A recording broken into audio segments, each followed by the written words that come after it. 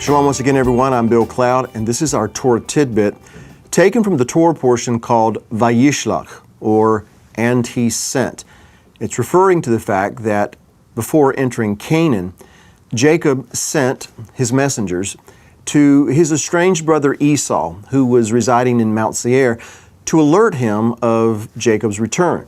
And so our Torah portion begins in Genesis chapter 32, verse 3, and it says this: Then Jacob sent, and that word is Vayishlach.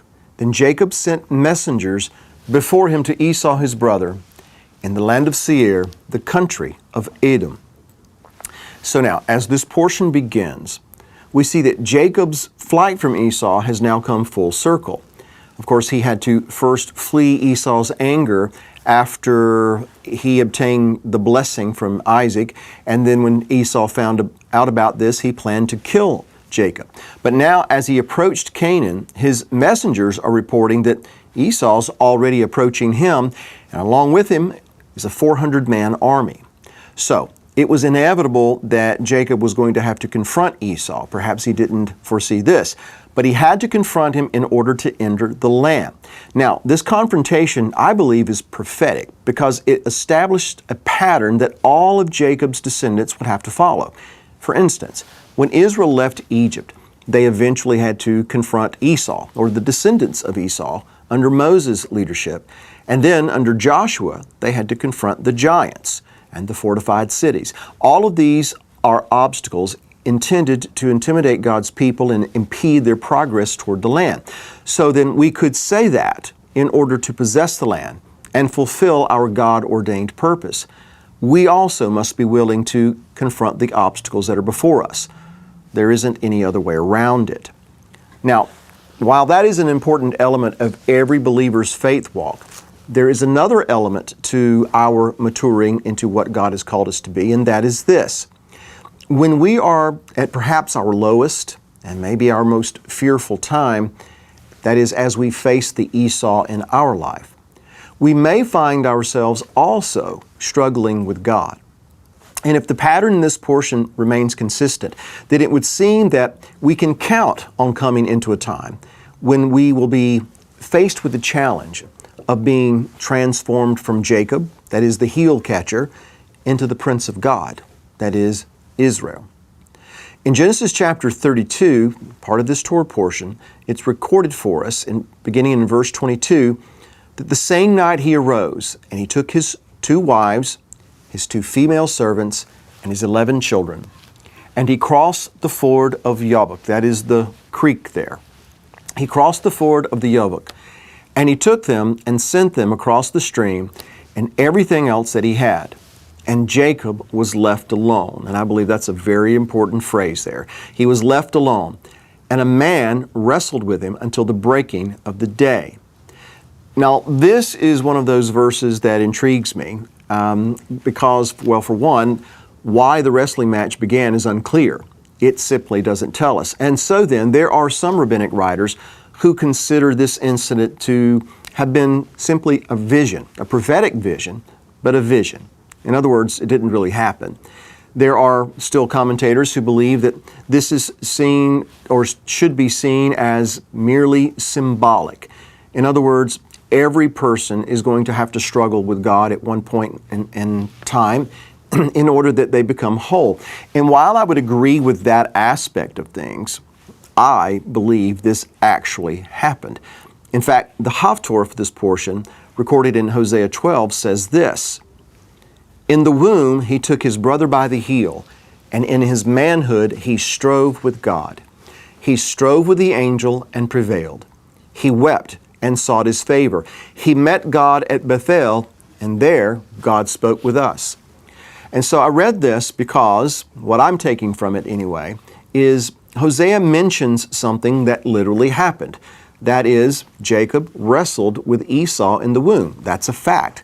And then he pairs that incident with something that also literally happened, and that is his struggle with God. In other words, it wasn't just a vision. Now, there's something else that is alluded to that we should consider in this verse from Hosea. Though it seemed that on the surface Jacob had lost his struggle with Esau, he had nevertheless outwitted his brother and another antagonist that we've talked about in previous Torah portions, that is Lavan. Yet in both cases, he fled from both of them. So when it came to his struggle with God, he would not be able to avoid that. He would not be able to flee from it. And so it would seem that he had to struggle with God if he was going to overcome all of his fears. Now, as we continue to read, we see that the struggle endures throughout the night, until the breaking of the day, in fact. And it's at that point that something very significant happened, both for Jacob and for those who would follow in his footsteps. It's recorded in Genesis 32, beginning in verse 25. When the man saw that he did not prevail against Jacob, he touched his hip socket, and Jacob's hip was put out of joint as he wrestled with him. Then he said, that is the angel of the Lord, he said, "Let me go, for the day has broken." But Jacob said, "I will not let you go unless you bless me." And he said to him, "What is your name?" And he said, "Jacob," or Yaakov. And then he said, "Your name shall no longer be called Jacob or Yaakov, but Israel, for you have striven with God and with men and have prevailed." So here's another verse that's a little intriguing, somewhat puzzling. The puzzling aspect is that the angel could not prevail against Jacob, seeing that the angel was the Lord. However, during the struggle, Jacob's hip was pulled out of joint, causing him to forever walk with a limp. In other words, after his struggle with God, that which could not be avoided, mind you, as Israel, he would never walk the same way ever again. And so we could say that he received a distinctive walk from God, a walk that identified him as Israel, and one that was intended to identify those that were descended from him. Because later, God would say to the nation of Israel, as they gathered at Mount Sinai, recorded for us in Exodus 19, "You yourselves have seen what I did to the Egyptians, and how I bore you on eagle's wings and brought you to myself. Now therefore, if you will indeed obey my voice and keep my covenant, you shall be my treasured possession among all peoples, for all the earth is mine. And you shall be to me a kingdom of priests and a holy nation. These are the words that you shall speak to the people of Israel." And so reading between the lines there, what God was saying to them is that He had brought them out from Egypt. He had saved them from Pharaoh's bondage and brought them out from under the servitude of the nations, just as He delivered Jacob from Lavan's servitude, so that they would keep His covenant. Or let's put it this way, so that they would walk the way He had instructed them to walk, so that the nations would know who they were, meaning that they would know that you belong to God, that you are Israel. Now that reminds me of this point. With this distinctive walk comes a new name, Israel, Prince of God. And more than just being a label, this new name that was given to Jacob was meant to reveal something. You see, Jacob had more than once used his own abilities and his own cunning to outwit his adversaries, symbolized by placing his hand on Esau's heel. In fact, I believe that happened. He placed his hand on Esau's heel in order to protect his head from Esau's heel. So his hand symbolized what he, Jacob, was capable of doing in his own might. But there are some things that are out of his hands. There comes a time that one must call upon the Lord for deliverance and salvation. And therein, ladies and gentlemen, lays the struggle. Will you deliver me? I know that you were with Abraham and Isaac, but are you with me? Will you do for me what you did so often for them? To Jacob, and I would argue to all of those who would find themselves in this same situation, that is, struggling with God, are you going to do this on my behalf? The angel of the Lord promised that because you have come out of the struggle with God and you have prevailed. And by the way, by prevail, I wouldn't read into that Jacob pinned God down and won the wrestling match. But that in prevailing, he had held on. He had pressed toward the mark, so to speak. He overcame. And so to that person, he says, that is the angel of the Lord, he promised that they would also overcome their adversaries, human, and I believe otherwise. See, this promise that was made to Jacob, I don't believe is just for Jacob, but is for Israel. That is, God's people throughout all generations.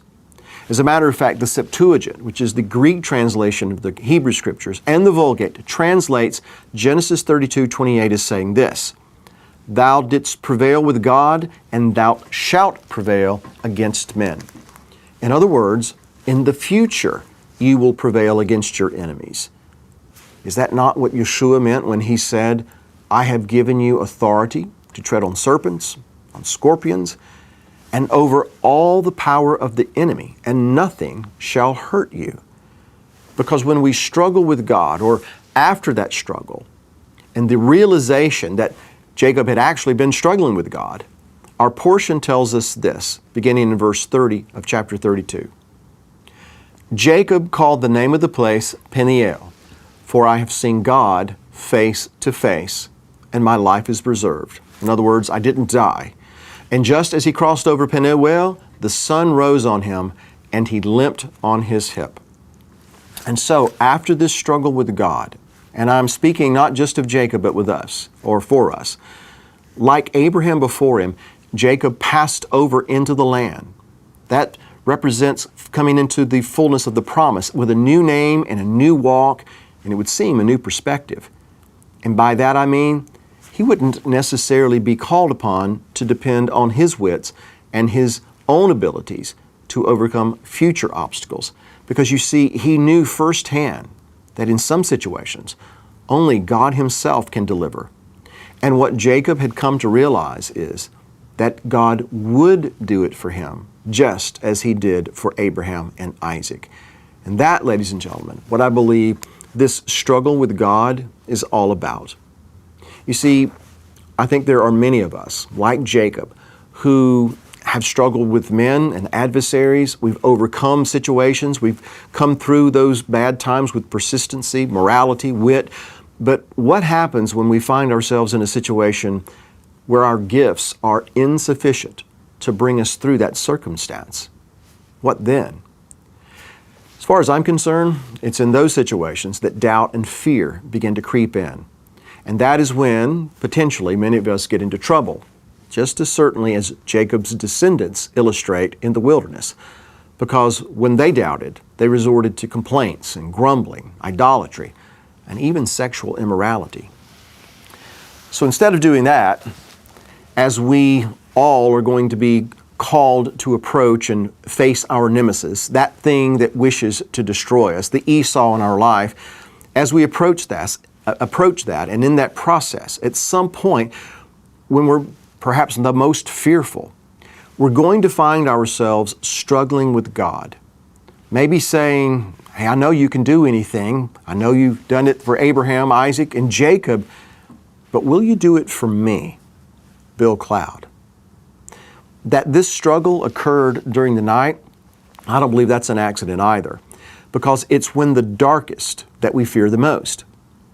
Not only that, but looking at it prophetically, the present darkness in this world, the things that are going on right now, is not conducive to being filled with hope and encouragement, but to the contrary. It's conducive to fear and to worry. And so once again, it is in times like these that we might find ourselves struggling with God. And so then we must adopt an attitude that says, "I'm not letting go of you until you bless me."